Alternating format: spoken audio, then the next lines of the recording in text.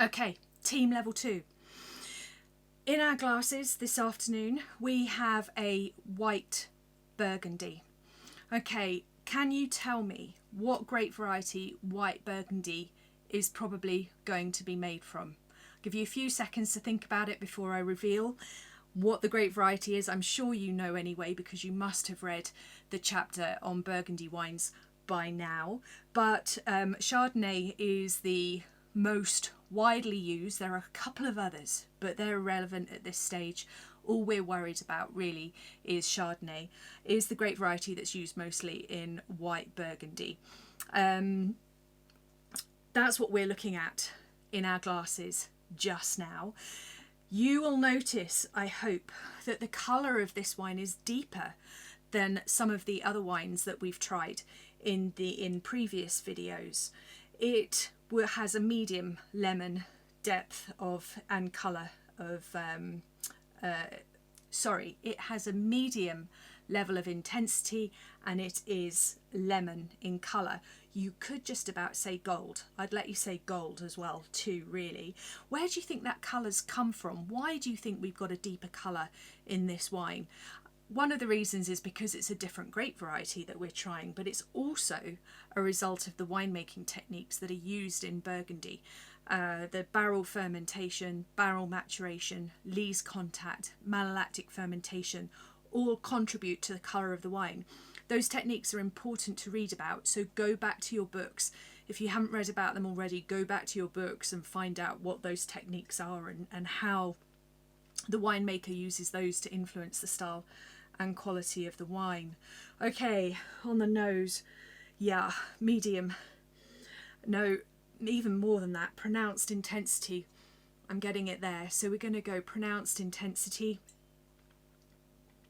And I would say the aroma characteristics, well, Chardonnay is well known for its lemon, its apple.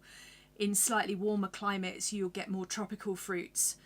And I think we're getting a little bit of peach, a little bit of apricot and a bit of melon in here. And that's because Burgundy itself, particularly the Côte de Beaune, which is where this particular wine comes from, has a more moderate climate than perhaps the Chardonnay that's grown in Chablis, for example. So that's why we're getting a little more stone fruit characteristics there. Secondary characteristics, we've got some vanilla, some cedar, some cinnamon, and finally our tertiary characteristics, yes, just about getting some honey in there as well, which is, and some dried apricot, which is demonstrating a little bit of age on the wine. Okay, the sweetness.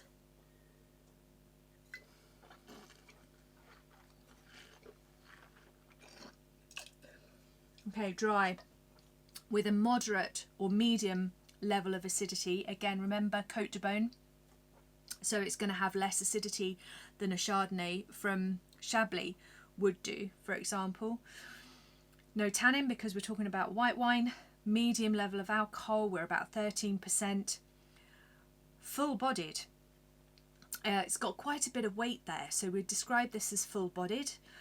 And the flavour intensity, again, I would say was pronounced with this wine. Flavour characteristics, as we said, for the nose. And the finish, I'm going to go long.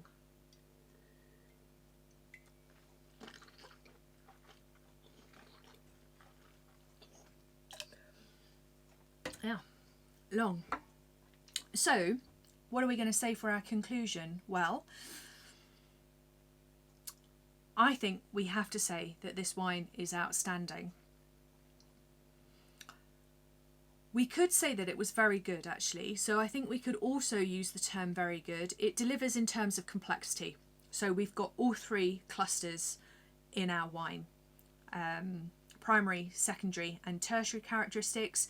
We've got citrus fruit, stone fruit, green fruit, a bit of tropical fruit. We've got some oak notes and we've got some fruit development notes as well with the honey. So we've got a good amount of complexity in there.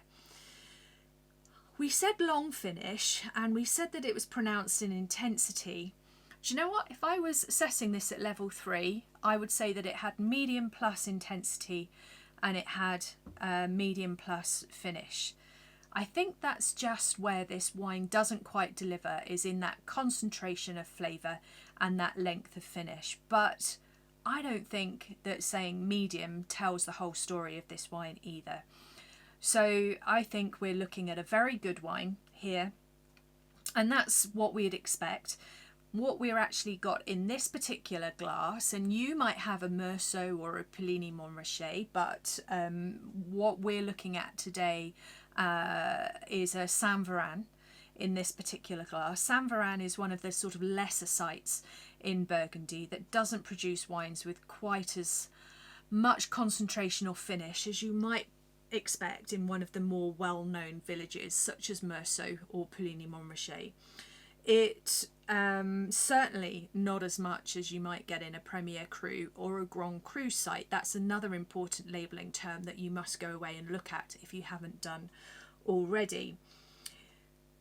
It delivers on price, however.